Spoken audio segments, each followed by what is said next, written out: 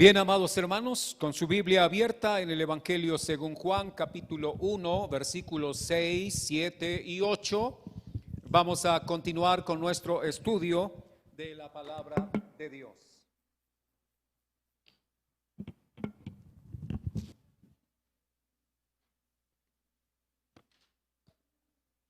El título del sermón es Un heraldo y testigo del verbo. Y he colocado, amados hermanos, el artículo, indefinido, un testigo, porque si dijera el testigo es como si fuera el único, pero al decir un testigo es para connotar que hay otros testigos acerca de Cristo, acerca del verbo. El testimonio de Cristo, el verbo creador, está impreso en toda su creación. Todas las cosas hechas por Él hablan de Él, de su grandeza, poder y majestad. Desde la más pequeña e insignificante de las criaturas hasta la más grande criatura, como los grandes cuerpos celestes, todos hablan de la gloria de Cristo, de la gloria del Cordero, de la grandeza de Dios. Dice Romanos que su eterno poder y deidad se hacen claramente visibles desde la creación del mundo. De tal forma que no hay persona, no hay criatura humana que se quede sin testimonio. Aunque hablaré un poco de Juan, es un testigo acerca de Cristo, pero no es el único, porque la misma creación da testimonio del Creador. Por eso comenzó Juan hablando y diciendo que por el verbo fueron hechas todas las cosas y nada de lo que ha sido fue hecho sino por Él. Está la huella del Creador en cada obra realizada por nuestro Señor en el principio. Así que, amados hermanos, al mirar un árbol, al mirar una simple flor, probablemente el más pequeño de los insectos, usted va a observar grandeza en la creación. Va a contemplar inteligencia, una inmensa sabiduría. Los hombres nos maravillamos cuando vemos por ahí que anuncian un robot que lo saluda cuando llega a la casa. Y es un robot, nada más. Pero decimos, oh, cuánto adelanto hay en el hombre que ha hecho un robot que puede saludar, que puede hacer algunas cosas. Eso es una caricatura bien ridícula de un ser humano. Un ser humano es creación de Dios. Pero la criatura del hombre sigue siendo un ridículo. Y perdonarán ustedes la frase, ¿no? Estoy hablando de, si queremos ver gloria, tenemos que ver la obra de Dios antes que la de los hombres. Pero comienza el versículo 6 de la siguiente manera. Y yo voy a tomar la última frase del versículo 6. Se llamaba Juan. Se llamaba Juan. La palabra Juan tiene significado como todo nombre hebreo. Y la palabra Juan viene de Yohanan, que algunos la traducen como Dios perdona, y yo prefiero quedarme con esa que cualquier otra definición dada acerca del nombre de Juan. El único que tiene el poder de perdonar pecados es Dios. Y Juan en su nombre ya anuncia acerca de que Dios es el único que perdona. Por eso él trajo un mensaje que es el mensaje del arrepentimiento, llamando a los pecadores al arrepentimiento, al cambio de mentalidad, al cambio de pensamiento. Este hombre se llamaba Juan, pero luego al mirar la parte inicial del versículo 6 dice, hubo un hombre. ¿Quién era este Juan? No era un ángel, hermano, no era un arcángel, un querubín, no era una creación extraordinaria. Cuando hablamos de ángeles, estamos hablando de algo superior a los hombres. Pero aquí dice el texto, había un hombre, era un hombre nada más. Y amados, la esencia básica del hombre es el polvo, la tierra, el barro. Estamos frente a una vasija de barro, eso era Juan. Este Juan es diferente al que escribe esta versión del Evangelio. Quien está escribiendo la versión del Evangelio es Juan, el hijo de Zebedeo. Pero del Juan al cual se refiere el versículo 6 es el hijo de Zacarías y Elizabeth. Zacarías era un sacerdote, un viejo sacerdote de aquellas familias que oficiaban en el templo. La mamá de Juan era Elizabeth, una señora anciana que había sido estéril, y por la gracia de Dios a Elizabeth y a Zacarías se les concedió al final de sus días ser padres. Un milagro, hermano. Ahora el milagro es que algunos quieran tener hijos. Ya. Pero allí estaba la idea, era que ellos tal vez por algún tiempo tuvieron la esperanza de ser padres, pero no fue así. Pero ahora, cuando el tiempo de la llegada del Mesías no esperaba más ese momento glorioso, ellos serían los padres de quien se diría que era la voz del que clamaba en el desierto y prepararía el camino del Señor. Pero Juan era un hombre, no era, amados hermanos, más que una vasija de barro. ¿Y sabe una cosa? Cuando miramos al hombre, vemos que es eso, barro. El Salmo 103, el gran hombre de Dios del Antiguo Testamento, David dijo: Dios se acuerda de nuestra condición. ¿Cuál es nuestra condición? Es que somos polvo, somos barro, hermano, somos tierra. Por eso cuando el hombre se cree algo, peca delante de Dios porque olvida su verdadera condición de base. Somos barro. Ahora, pero Jesús no es barro, Jesús es la roca eterna de los siglos. ¿Y sabe qué pasa cuando una roca cae sobre un vaso de barro? Sencillamente lo desmenuza. Ahora, ¿qué pasa cuando el vaso de barro cae sobre la roca? También se quiebra, pero al menos no tan fuerte como cuando la roca cae sobre el vaso. Nosotros somos el vaso de barro y Jesús es la roca eterna de los siglos. Jesús dijo que el que cayere sobre él será quebrantado, pero hay de aquel a quien él cayere como roca, porque le va a desmenuzar, le va a destruir. Este hombre era eso, un vaso de barro. En él no había nada especial. Ahora, ¿fue un gran profeta? Desde luego que sí. Él, el que nació milagrosamente de padres ancianos, probablemente también fue un huérfano temprano. La Biblia no nos da mayor información acerca de a qué edad quedó huérfano, pero lo que nos lleva el texto y las costumbres antiguas es a pensar que quedó huérfano tempranamente. Luego Juan desaparece del radar. ¿Por qué razón? Porque miramos que Lucas nos habla del nacimiento de Juan, pero no se vuelve a hablar nada más de él. Solo hasta cuando aparece en el desierto predicando. ¿Por qué razón? Porque el interés no es Juan en la escritura. El personaje central de la Biblia, del Evangelio, de la ley, de los salmos, de los profetas, se llama Jesucristo, el Hijo de Dios, a quien corresponde todo honor y toda gloria. Los personajes que han estado en la historia de la Biblia no son más que vasos de barro. Cuando usted de pronto tiene la posibilidad de tomarse un delicioso y bien preparado jugo de frutas, usted va hablando del jugo de frutas que pudo beber, pero no hablará del vaso. El vaso es algo que queda olvidado.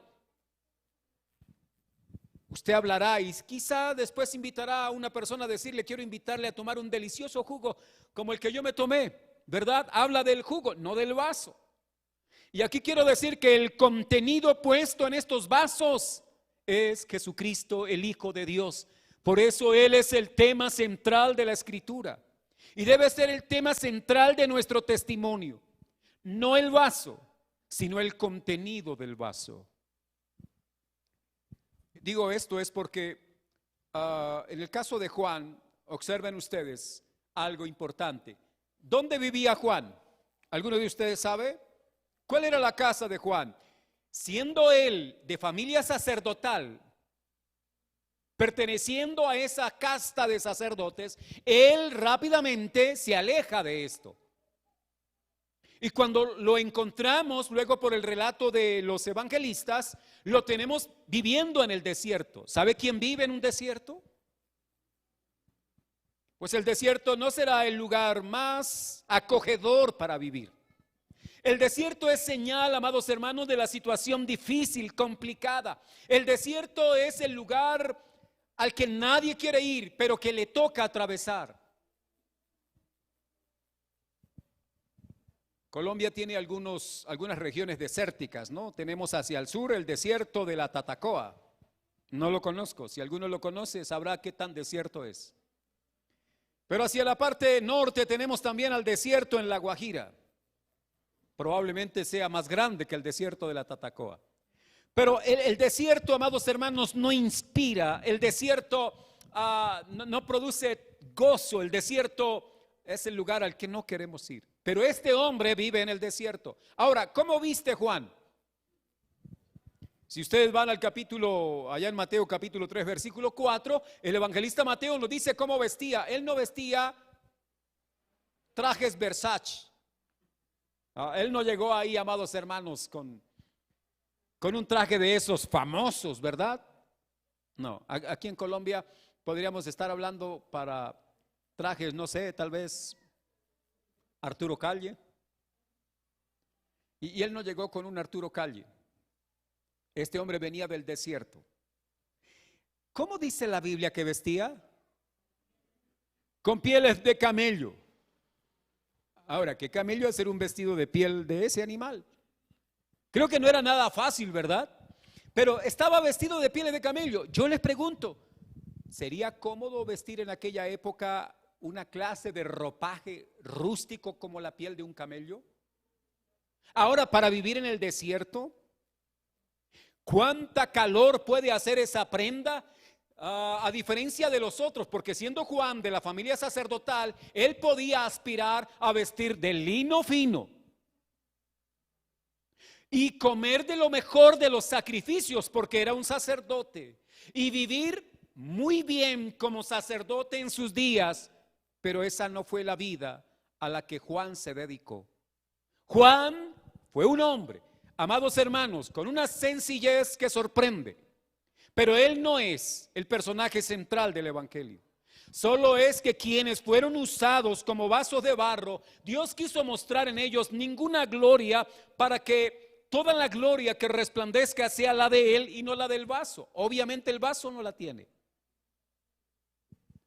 Pero Juan, amados hermanos, aparece vestido con pieles de camello. Ahora imagínense ese personaje con cabellos largos, barbas largas, y además de eso vestido con piel peluda de camello. Era una cosa de pelos andando por ahí en el desierto. Un personaje nada agradable a los ojos de la sociedad, un personaje repugnante. ¿Ha visto usted cuando un indigente, por su ropaje, por la mugre que lleva encima, por su mala fragancia que usa, se acerca a un grupo de personas? ¿Sabe qué hacen las personas que están ahí? Se alejan de inmediato, ¿verdad? Porque la persona no es agradable como para tenerla cerca. Y yo creo que Juan el Bautista no era nada agradable.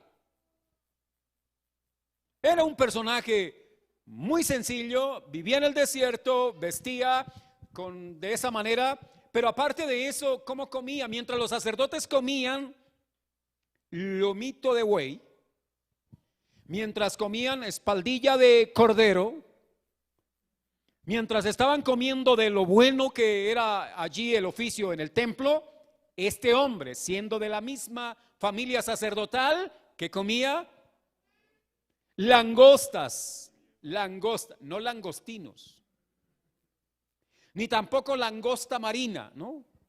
Usted va a un restaurante, pide una langosta. Yo nunca he comido, pero dicen que es muy rico. No sé, si alguno ha comido, podrá dar testimonio de la langosta. Yo daré testimonio de Cristo. Juan daba testimonio de Cristo. Pero podríamos hablar acerca de este animal. Ahora, algunos dicen que no era un animal, que era el fruto de los algarrobos, pero cuando uno examina realmente el pasaje, se da uno cuenta de que era costumbre para quienes vivían en el desierto comer de ciertos saltamontes. En algunas regiones del país, ¿cómo le llamamos? Grillos. Grillos. Bueno, esa era la dieta de Juan. Era quitarle la cabecita al animalito y quitarle las patitas y las alitas, y con un poquito de miel. Él comía langostas y miel silvestre.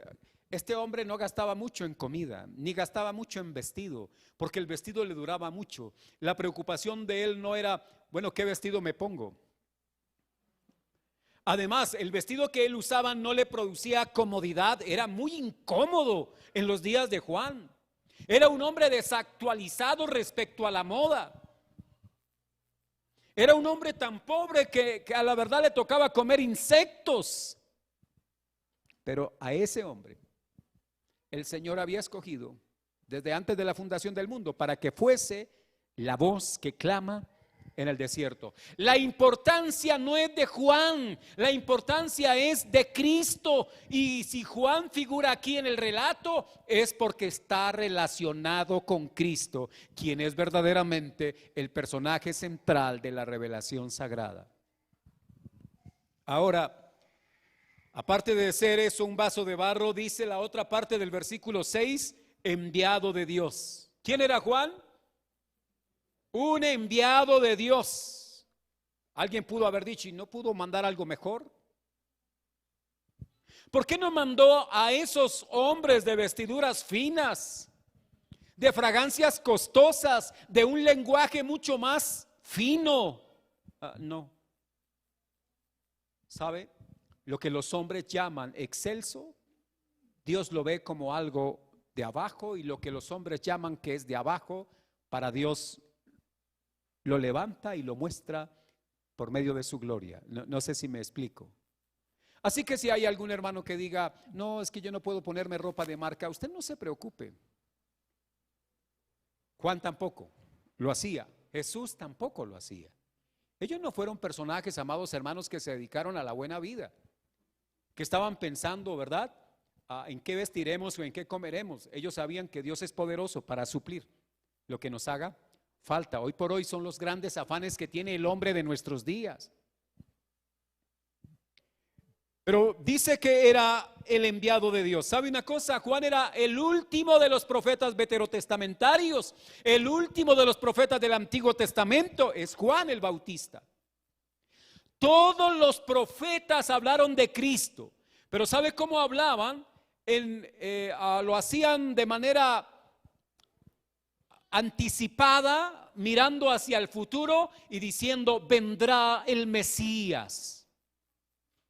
Juan es el último porque luego de él, ahora el Mesías vino, y Juan es el único que tiene el privilegio de decir, no vendrá, sino de decir, he aquí el Cordero de Dios que quita el pecado del mundo. Juan fue el único. Los demás hablaron a la distancia. Los demás lo vieron en perspectiva futura, pero Juan lo ve en el presente. Y es el encargado de, como pregonero, como heraldo, de decir, el Rey está aquí. El Mesías está aquí. El esperado por los siglos está aquí. El deseado de las naciones está aquí. El unigénito del Padre está aquí. El Verbo creador, el que hizo todas las cosas, está entre nosotros. Cuán enorme privilegio para un hombre tan sencillo, tan humilde, y quizá con un lenguaje un poco burdo y con una forma de vestir nada agradable. Fue el hombre a quien Dios usó en el desierto para proclamar el nombre de Jesús, para proclamar la gloria del Cordero, la gloria del Verbo. Ahora, cuando yo miro Mateo capítulo 11, versículo 11, Jesús hablando de Juan, ¿sabe qué dijo? Que Juan, ningún otro de los profetas, ningún hombre era tan grande como Juan el Bautista. Si usted va a Mateo 11, 11, va a encontrar esa referencia. ¿Por qué Juan es el más grande de los profetas? ¿Porque vestía con pelos de camello, con pieles de camello? ¿Porque comía acaso langostas y miel silvestre? No, no, esa no es la idea. La idea es que es el más grande porque fue el que pudo presentar a Jesús en medio de la humanidad. Fue el que pudo decir, he aquí el Cordero de Dios. Ahora, la importancia en el versículo 7 nos muestra algo interesante, y es la importancia de su testimonio. Este vino por testimonio para que diese testimonio de la luz a fin de que todos creyesen por él. ¿A qué vino Juan? Es más, Juan fue un hombre enviado de Dios que vino a causa del testimonio de Cristo. De manera que si hay alguna importancia en Juan, la importancia no es por él, sino por el testimonio, por el mensaje, por lo que él iba a hacer respecto a Cristo.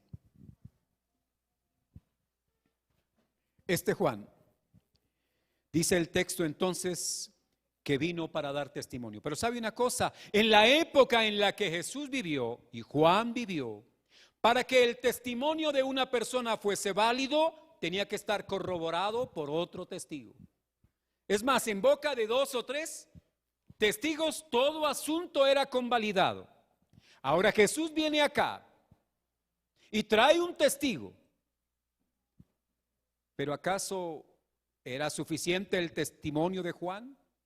No, no es suficiente tal vez dentro de lo que era la ley judía, pero era que ya había otro testimonio. ¿Cuál? El de la creación. La creación estaba dando testimonio del Creador. Y ahora viene Juan y ya son 2. Y podríamos seguir mirando, porque las Escrituras, según Juan 5:39, Jesús dijo, escudriñen las Escrituras, porque a vosotros parece que en ellas tenéis la vida eterna, y ellas dan testimonio de mí. O sea que, además de la creación, además de Juan, que representa al hombre, dando testimonio, también las Escrituras dan testimonio.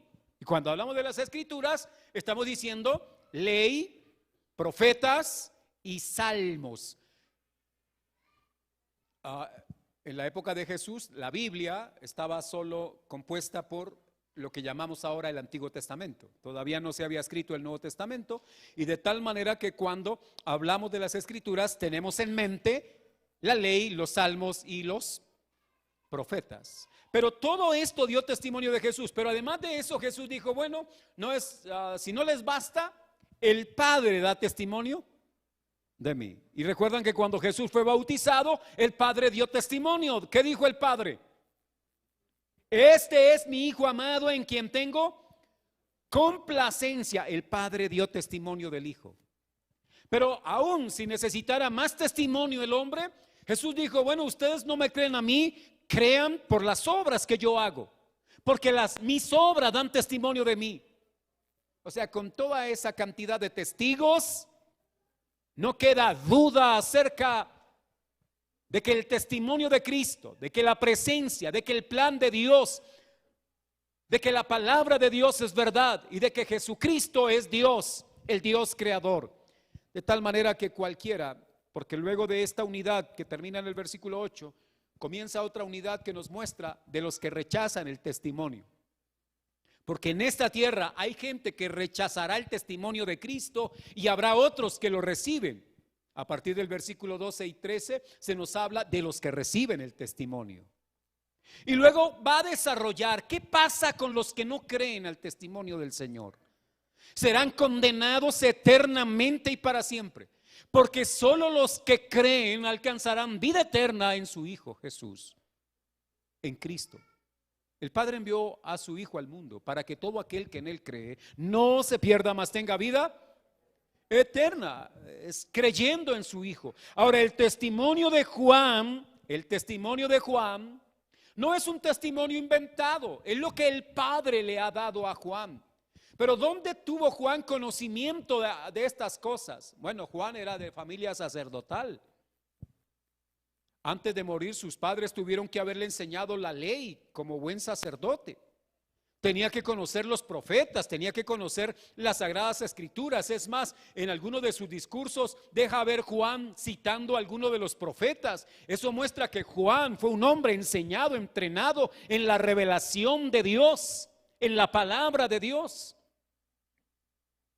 Juan no va a hablar algo que de pronto, producto de una indigesta de langosta, y de pronto tuvo sueños y tuvo algunas visiones, porque hay mucha gente que no le basta la Biblia y entonces tienen que apelar a los sueños y a visiones y a cosas así extrañas, porque la Biblia no es suficiente para ellos. Pero para todo creyente en Cristo, la palabra de Dios, que es la verdad de Dios revelada, es suficiente. ¿Estamos de acuerdo? Puede ser que alguno diga, no, pero es que yo no entiendo bien, yo entiendo mejor por sueños. Chévere que la Biblia nos la hubieran dado de pronto en una especie de video, ¿no? Que no tuviésemos que leer la Biblia, que no tuviésemos, sino que nos presentaran un video, y esa es la Biblia. Así como se presenta una película. Pero no es así, amados hermanos. Dios se reveló a través de la palabra escrita. Quiso que su palabra quedara escrita. Y Juan tuvo que tratar con la palabra escrita para ese entonces. Y la escritura nos advierte de que no debemos ir más allá de lo que está escrito, ¿ya? Porque aquí está la profecía más segura. Ahora, yo sé que hay personas que dicen, pastor, pero es que yo tengo sueños con frecuencia y a mí los sueños me salen. Otro día hablamos de esto. ¿Por qué razón? Porque es probable que los sueños le salgan y no le salga lo que dice la Biblia, pero un día le va a salir lo que dice la Biblia. Que donde hay sueños y donde hay toda esta serie de cosas abunda el pecado. Eso dice a través del profeta Jeremías. Entonces, amados hermanos, no es el tema acá, pero este Juan no es que en el desierto tuvo probablemente algunas cosas místicas. No, este es un hombre que ha estudiado la escritura. Algunos piensan que tuvo contacto con los esenios, y los esenios era una especie de grupo que se apartaba de la civilización para vivir en el desierto, y se volvieron unos estudiosos del texto bíblico hasta el punto de que dejaron una cantidad de documentos que en el siglo pasado, en el siglo XX, fueron hallados en las famosas cuevas de Qumran. Así que Juan vino para dar testimonio de Cristo. Hermanos, yo recuerdo en los 80 cuando hacíamos los cultos, y aún en los 90, la persona que estaba dirigiendo la reunión siempre decía, ¿quién trae un testimonio? ¿Recuerdan esas épocas? Y algunos pasaban al frente a decir, no, resulta que es que me comí una langosta y me empezó a doler el estómago. Y bueno, después me tomé un poquito de agua y me curé, y gloria a Dios, y ese era el testimonio. Perdónenme, pero a eso no se refiere el texto bíblico. Ese no es el testimonio que dan los creyentes. El testimonio que da el creyente es acerca de Cristo, no acerca de su estómago. Ahora que es bueno contar las obras de Dios, claro, hay que contarlas, pero el testimonio de Cristo es otra cosa. Es todo lo relacionado con la persona de Él, su obra, lo que es el evangelio, amados hermanos. De tal manera que este Juan, del que estamos hablando aquí ahora, porque lo menciona el texto bíblico, dio testimonio acerca de la luz. ¿Quién es la luz? Cristo, ¿verdad? Juan fue como el soldado. ¿Hay reservistas aquí en esta mañana? Levanten la mano los reservistas. 1, 2, 3 reservistas, 4 reservistas. Dios los bendiga. Estamos mal de reserva en Colombia. Quiero decir por lo poco, ¿no? No por los ejemplares que tenemos acá de las reservas. Pero solo para decirles que los que han estado en el ejército dicen, no sé hasta dónde eso sea cierto, que allá los levantan temprano. Yo dudo eso. No, mentira, yo sé que es así. Que los levantan temprano. Que en el ejército hay un soldado que se levanta bien temprano y toca. ¿Cómo se llama ese toque? La diana. Toca la diana, ¿verdad? Y entonces, aún a las 4 de la mañana todavía está oscuro. Todavía hay tinieblas. Pero el soldado se levanta y toca la trompeta. Todos los demás estaban durmiendo, y cuando toca la trompeta, los demás son despertados.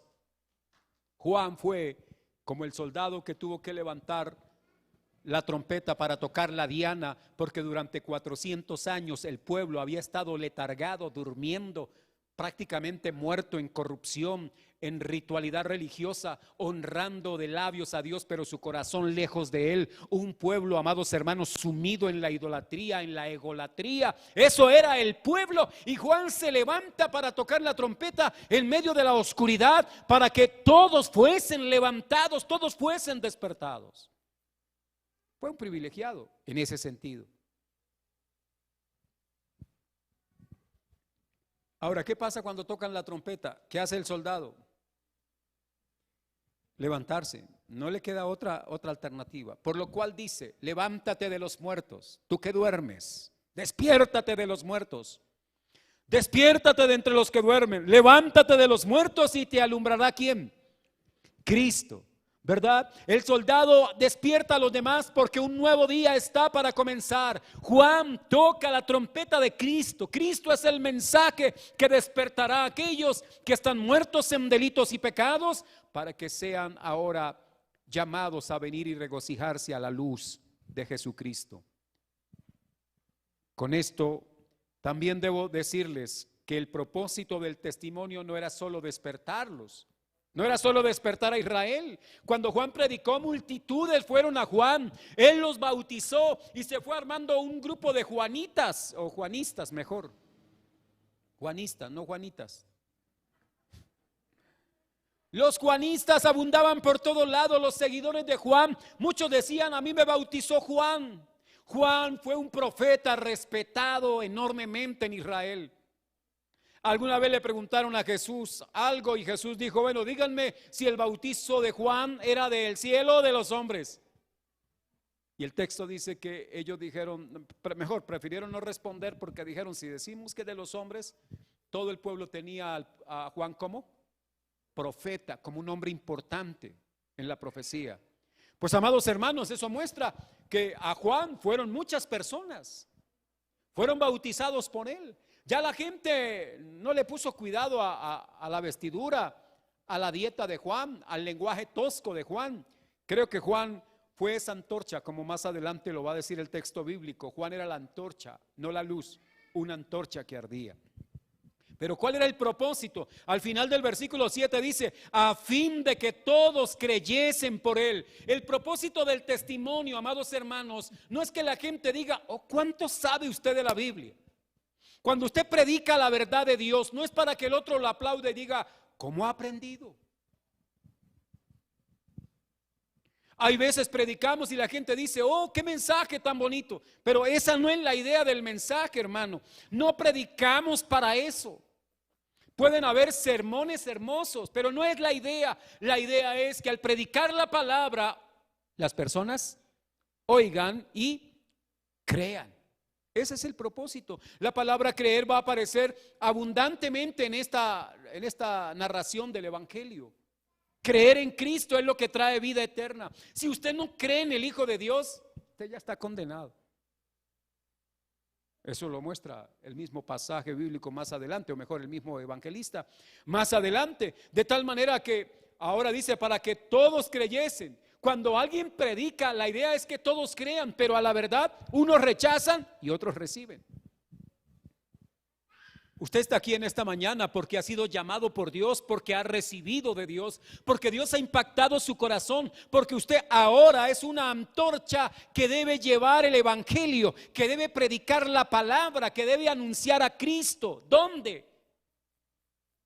Donde Dios lo ponga. En el trabajo, en el estudio, en medio de la familia, en medio de los vecinos. Usted es una antorcha que debe arder con el fuego de Dios, con la llama de Cristo, con la presencia de Cristo. Sé que hay personas que cuando van a hablarle a otro del evangelio dicen: venga, le voy a contar quién era yo cuando estaba en el mundo. Y al otro, ¿qué le importa quién era usted? Eso no va a cambiar la vida del otro, hermano.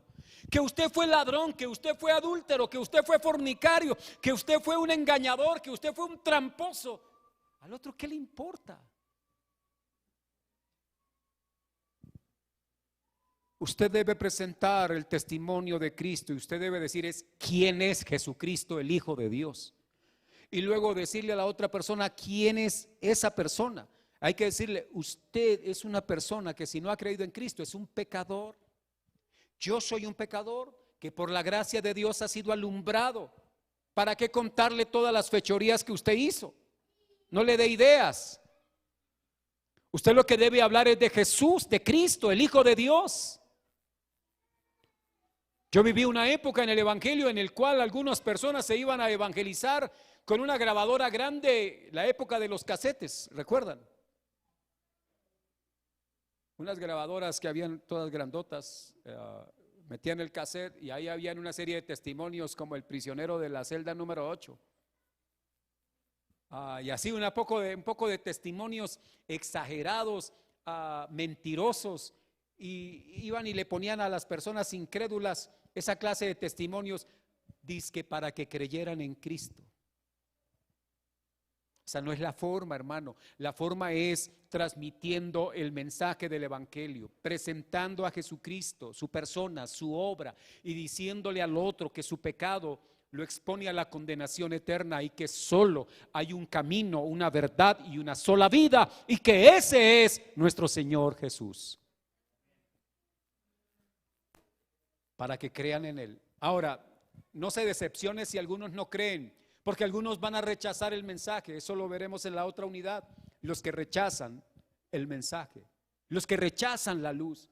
Pero también vamos a lograr ver a otros que reciben el testimonio de la luz, el testimonio de Cristo. Juan vino para eso, para que todos creyesen por Él. ¿Dónde terminó Juan? Terminó en una bandeja. Bueno, la cabeza de él terminó en una bandeja. Fue decapitado por causa del testimonio. Porque la palabra testimonio, por favor, grábelo bien. La palabra testimonio, la palabra testigo, viene de la palabra griega martureia, que significa martirizar, o martúreo, que significa mártir. Todo testigo de Cristo padecerá persecución, sufrirá por causa del reino, vendrán situaciones difíciles contra él por causa del testimonio. Cuando usted va al libro de Apocalipsis, va a ver las almas de los decapitados por causa del testimonio de Jesús. Eso dice allá. Y está hablando de todos los muertos, hermano, desde Cristo en adelante, todos los muertos por causa del testimonio de Jesús. La semana antepasada, 2 pastores en la nación centroamericana de Honduras fueron decapitados. Quizá tenga que ver respecto al testimonio. Si es verdad que en nuestros días no tenemos una persecución tan fuerte, no significa que no la vayamos a tener. Porque creo que vendrán días complicados para quienes damos el testimonio de Cristo. Y usted da el testimonio de Jesús. Y por causa del testimonio de Cristo, muchos, en unas 2 décadas, tal vez no más lejos, muchos van a ser echados de las empresas. Muchos no van a poder contratar en absoluto. Quizá nuestros hijos no podrán ir al colegio.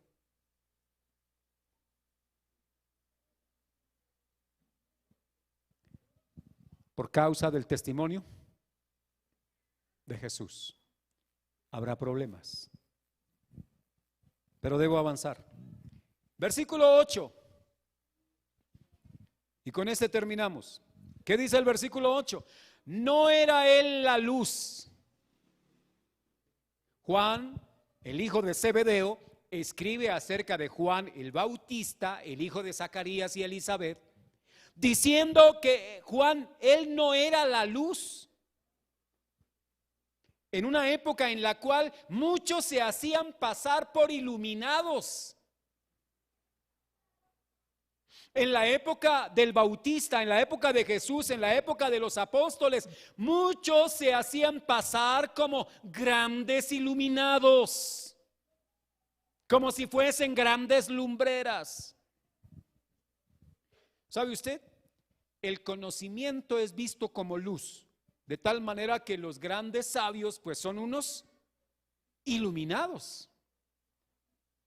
Hay por ahí un ojito, ¿no? Un ojito que es como un símbolo de ¿qué? Del conocimiento. Bueno, lo usaron los masones, ¿no? Y aparece por allá en el dólar o bueno, qué sé yo. Pero eso es para hablar del conocimiento. ¿Sabe una cosa? El ojo de Horus, por ahí los muchachos les da por estampárselo en la piel. Se lo estampan por falta de conocimiento. Pero la idea aquí, amados hermanos, es, inclusive, Sócrates, Platón, Aristóteles, Protágoras, Anaxágoras, Atenágoras y todas esas ágoras fueron vistos como iluminados. Era entonces del corazón pecaminoso del pueblo que cuando se levantaba un profeta corrieran allá, quedaran con la boca abierta porque creían que estaban frente a un iluminado. Y eso le pasó a la gente que fue a Juan. A muchos de ellos corrieron a Juan. Y Jesús más adelante los va a reprender y Jesús les dijo: ustedes fueron a gozarse. Juan era antorcha que ardía y muchos corrieron a deleitarse de esa luz. Pero soy yo mayor que Juan. Jesús les dejó claro que Juan era la antorcha, no la luz. Así que, amados hermanos, él no era la luz. Era importante que se dijera que él no era el Mesías, que él no era el Cristo. Ahora, en la época de Juan, mejor, unos 4 siglos tal vez atrás de Jesús y de Juan, hubo un hombre llamado Siddhartha Gautama. ¿Saben quién fue Siddhartha Gautama? Siddhartha Gautama era un príncipe oriental que más adelante se le va a conocer como Buda. Buda. ¿Han visto ustedes un Buda? Para algunos Buda es ese muñequito calvo y barrigón, parecido así como a uno. ¿Ya? Pero hermano, no, Buda no es eso. Buda, la palabra Buda significa iluminado. Y la idea del budismo es hacer que las personas sean iluminadas, que todos sean una élite de iluminados. Juan no era la luz, Juan era un vaso de barro, una antorcha de barro. En nuestros días estamos también asistiendo nosotros a una época en la que el hombre es adorado, el hombre es reverenciado, el hombre es su propio Dios. Lo adoramos por medio del deporte, lo adoramos por medio de las artes, lo adoramos, hermano. Todo personaje importante que se va levantando en la sociedad se va volviendo casi alguien digno de adoración, y esa es la peor manifestación idolátrica y aberrante del corazón pecaminoso del hombre. Es más, hay muchas personas que quieren servir en la iglesia para ir siendo importantes. Nosotros no servimos para ser importantes. En el evangelio no se busca importancia, en el evangelio se busca adorar al Señor, y para adorar hay que postrarnos, hay que humillarnos. La palabra humillación, la palabra humildad está muy relacionada con el testimonio de Cristo, porque Cristo, estando en la gloria del Padre, se humilló hasta lo sumo. Y ahora este testigo que el Señor usa es un hombre humillado también en buena medida. Socialmente creo que muchos decían: qué tipo tan ordinario. Y creo que Juan tuvo que escuchar muchos comentarios malos.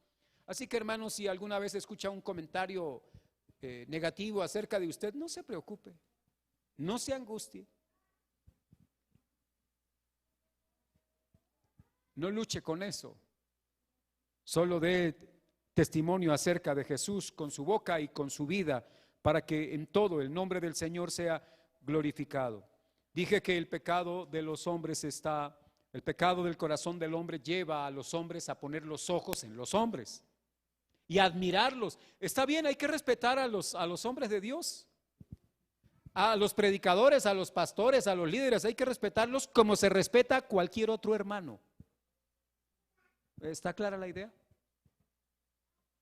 Hay que amar a los líderes cristianos, pero hay que amarlos como amamos a los demás. No es una élite especial, estimados hermanos de la iglesia y a quienes me están viendo a través de la internet. Los predicadores, los pastores y algunos que se ponen unos nombres como para impresionar más a la feligresía, como apóstoles y qué sé yo, otras cosas así, no es verdad. Somos hombres con pasiones semejantes a las de cualquier creyente en esta tierra. Y no hay un poder diferente al poder que está en todo cristiano, porque el único poder que tienen los creyentes es el poder del Espíritu de Cristo, y tenemos un mismo espíritu, una misma fe, un mismo Señor. No hay una élite especial.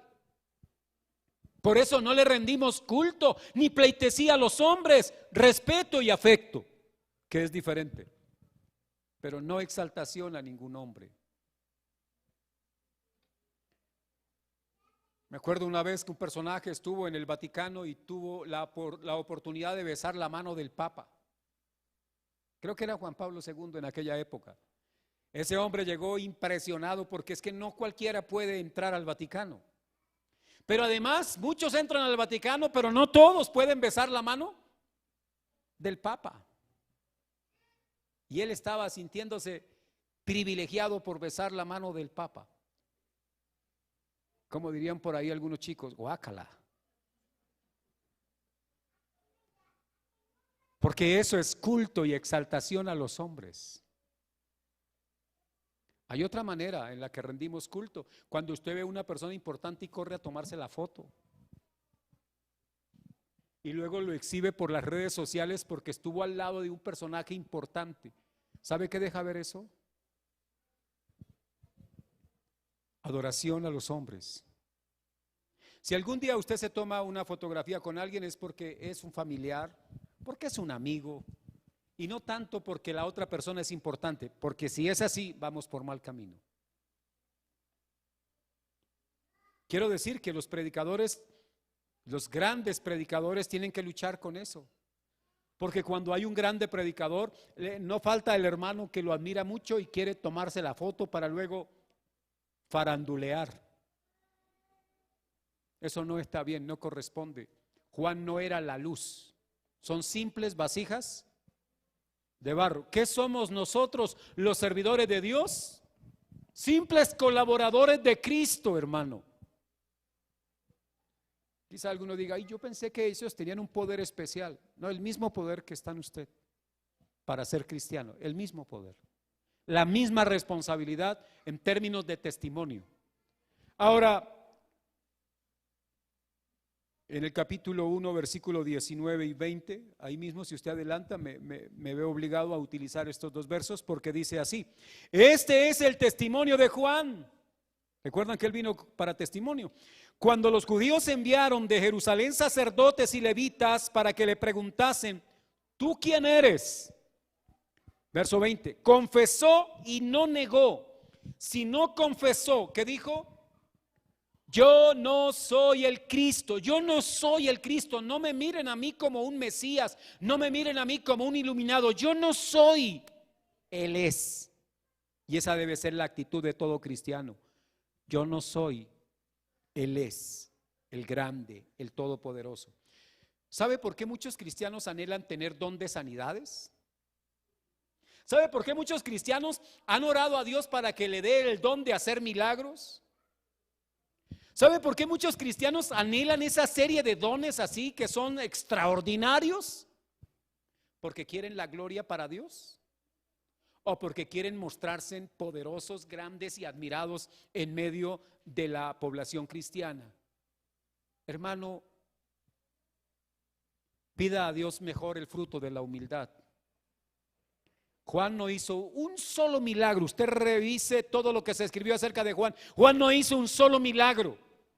Mas sin embargo Jesús dijo, ninguno tan grande como él. No hizo milagros. Ahora yo pregunto, ¿Judas haría milagros? Ustedes que son buenos lectores de la Biblia, que ya estamos en el Levítico leyendo, ¿no? En el plan 7x7 ya vamos en Levítico. Ahora, Juan no hizo milagros. ¿Judas hizo milagros, Judas? Por inferencia, diríamos que sí, ¿Por qué razón? Porque cuando los mandó de dos en dos a los 12, les dio potestad para echar fuera demonios. Y ellos regresaron diciendo, estaban felices después de esa experiencia porque Jesús les había dado poder sobre los demonios. Y ellos regresaron diciendo, Señor, los demonios se nos sujetan. Habían hecho milagros, habían hecho liberaciones, habían hecho sanidades. Yo debo suponer que entre los 12 Judas lo hizo. Pero ¿fue Judas grande por eso? Judas no fue grande por eso. Judas era el traidor. Por eso el Señor dirá en aquel día, muchos me dirán Señor, Señor, y Él le dirá, yo nunca los conocí. Aunque ellos dirán, en tu nombre hicimos esto, echamos fuera demonios, hicimos milagros, hicimos aquello y lo otro, y el Señor le dirá, yo nunca os conocí. Hermanos amados, no busquemos grandeza ante los hombres, busquemos dar testimonio del único que es grande, del único que merece ser exaltado. ¿Por qué se enoja cuando hablan mal de usted? Debería estar feliz porque no saben todo el mal que usted tiene y no podrán hablar de todo el mal que usted puede hacer. Así que, hermanos, si Juan dejó claro que él no era la luz, nosotros los predicadores, los pastores, tenemos la obligación de decirles, nosotros no somos lumbreras, nosotros no somos iluminados, una élite especial, no. Nosotros somos alumbrados por la misma luz que lo alumbra a usted, es la misma que me alumbra a mí. Jesucristo es la verdadera luz. Nosotros solo antorchas que debemos arder y llevar la luz a otro lado, pero la luz es Cristo. ¿De qué sirve una antorcha si no hay luz en ella? ¿De qué sirve una bombilla de estas si no puede, amados hermanos, proyectar la luz? De nada. Solo seremos antorchas útiles si reflejamos la gloria de Cristo. Juan tuvo un enorme privilegio, el de presentar al mundo al Mesías profetizado, al esperado por tantos siglos, anunciado desde Génesis, proclamado por toda la Torá, por todos los profetas, por los salmos.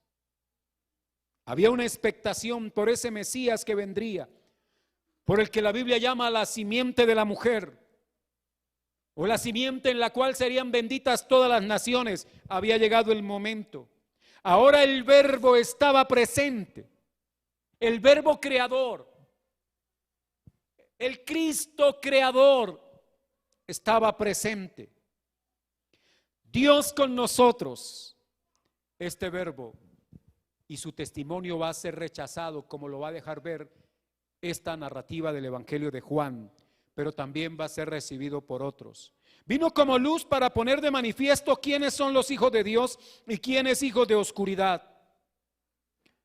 ¿Sabe una cosa? Usted y yo, estimado hermano y hermana, tenemos el mismo privilegio de Juan. Uno podría decir, ¿qué privilegio el de Juan? Es decir, he aquí el Cordero de Dios.